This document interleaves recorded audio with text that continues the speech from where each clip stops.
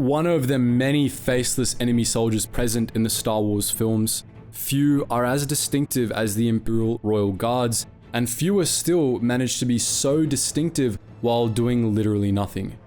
With their full-body red robes, long ornamental masks, and force pikes, these guys immediately stand out, which only calls more attention to the fact that virtually the only thing they do in the films is stand around and get dunked on by Yoda that one time. But obviously, the Royal Guards weren't just for show. So, what did they actually do? What was their training like? And how did they come to be? In this video, we'll be answering all those questions.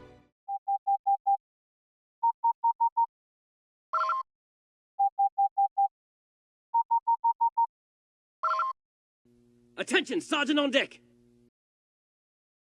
The Emperor's Royal Guards were the successors of the Clone Wars era Red Guards, who themselves replaced two groups of elite bodyguards, the Senate Guard and the Thrasis Sun Guard.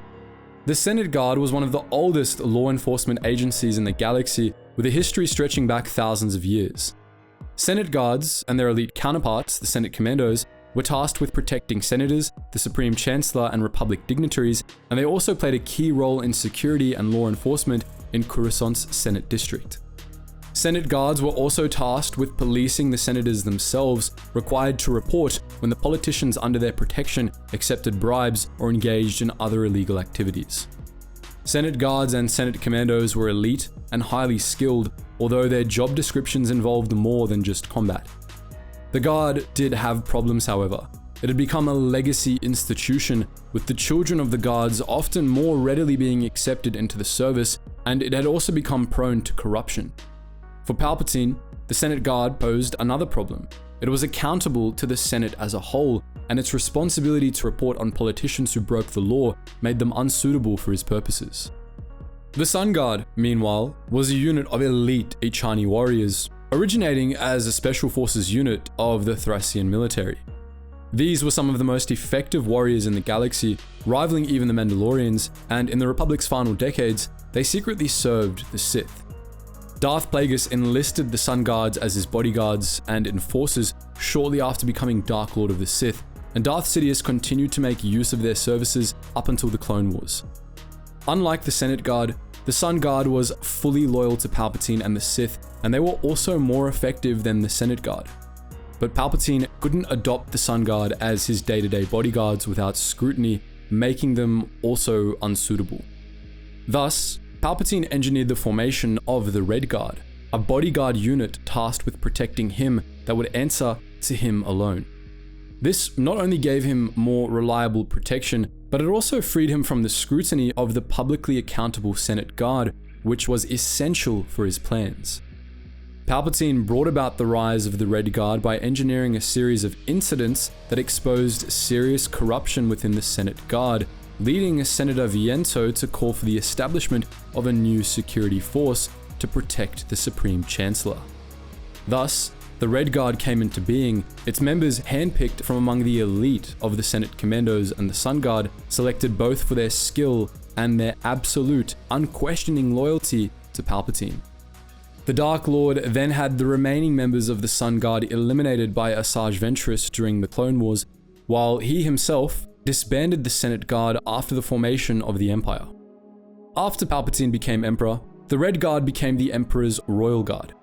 Outwardly, the two groups looked identical. They had the same uniforms, the same weapons, and they still seemingly did nothing but stand around. But the standards of the Royal Guard were actually even more exacting than the standards of the Red Guard, meaning that Imperial Royal Guards were by far the most elite soldiers in the galaxy. Much of this was down to the Royal Guards' training, which was insanely brutal even by Imperial standards. Potential Royal Guards were recruited from among the most elite members of the Imperial Stormtrooper Corps, who, upon selection, were shipped off to the Imperial Royal Guard Academy, a secretive training facility on desolate Yinchorr. This academy was shrouded in secrecy, and those who knew of it spoke about it with fear, knowing only that it was a terrible place that few recruits were sent to, and one that even fewer recruits left alive. Trainees on Yinchorr were put through straight-up torture, including physical torment and long-term deprivation, as well as indoctrination and the destruction of the self, which shaped them into willing pawns of the Emperor, devoid of individuality. Recruits were pitted against one another in vicious training matches, sometimes fighting individually and sometimes in pairs. Unlike at other Imperial academies, recruits who failed weren't expelled or washed out, they were executed. This meant that the vast majority of any given class that trained on Yinchorr was guaranteed an execution, given how much of Royal Guard training involved sparring matches. This ensured that only the best of the best survived to take the final test, the one that would dictate whether they would become a Royal Guard. This last test was personally overseen by the Emperor, and it was a free-for-all fight to the death among the surviving recruits. Only a handful of trainees would survive to become Royal Guards. This brutal training regimen kept the numbers of the Imperial Royal Guard low.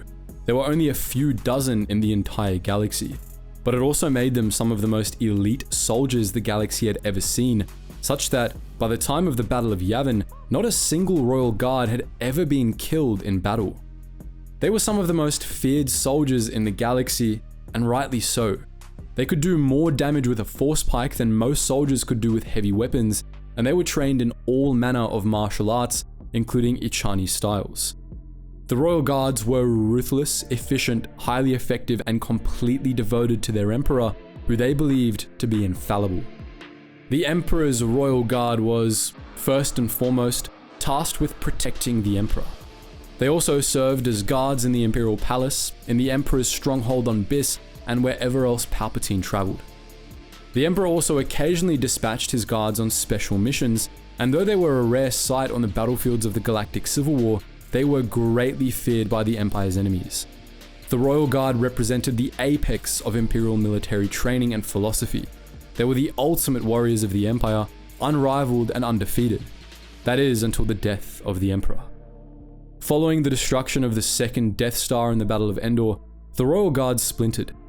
Many Royal Guards committed suicide upon hearing of the Emperor's death, while the rest were divided between the various claimants to Imperial power. A majority of the Royal Guards served Sate Pestage, the Grand Vizier, but many others pledged allegiance to the many Imperial warlords scattered across the galaxy. Still others decided that the death of the Empire meant that the Royal Guard was no more, and they either defected or began serving as stormtroopers. In this divided state, the quality of the Royal Guards declined, and many began to die on the battlefields of the Galactic Civil War.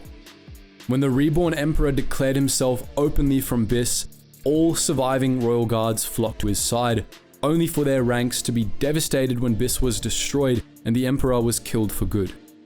The survivors gathered on Yinchorr under the leadership of Karnor Jax, an elite Royal Guard who, ostensibly, had called the survivors of the Guard together to mourn Palpatine's death and devise a plan to avenge him. Instead, Jax had his former comrades gunned down by stormtroopers, following which he set out to claim the Imperial throne. One of the guards Jax had betrayed survived the massacre, however. This guard, Kir Kanos, ultimately hunted down and killed Karnor Jax, ending his Crimson Empire and becoming the last of the Royal Guard in the process. Karnos then set out on a campaign of vengeance against anyone and everyone who he considered to have been involved in the Emperor's death, murdering Imperials and New Republic personnel alike.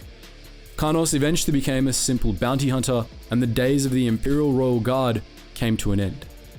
So that's our look at the Imperial Royal Guards, some of the coolest background grunts in the Star Wars films. But what do you think? Are there other Imperial organizations you think we should take a look at? Let us know all that and more in the comment section below. And as always guys, thank you so much for watching, and I hope to see you in the next video.